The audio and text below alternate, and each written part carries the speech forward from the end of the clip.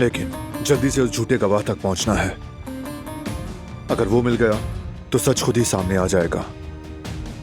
तारिक की बात कर रहे हैं ना भाई? हाँ फराद, तारिक की गवाही बहुत अहम है। वो आदमी हसन की जेल का टिकट साबित होगा। बाबा,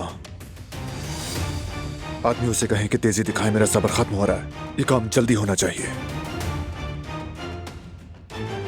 ठीक है बेटा, मैं अभी कह देता हूं आदमी उसे। उसने खाना खाया है क्या?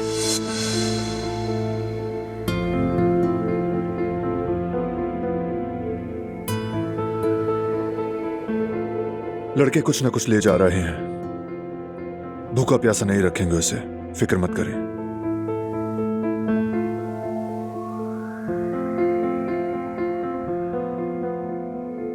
बाहर का खाना नहीं खा सकता, मेरे हाथ के खाने का आदी है। मैं जाके कुछ बना देती हूँ।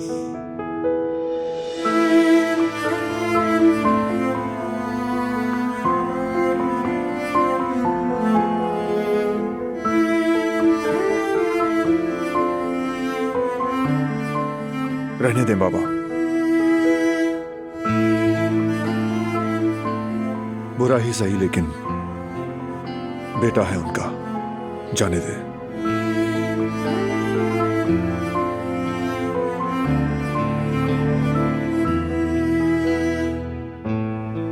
मैं जरा मीरान को दिखाऊं।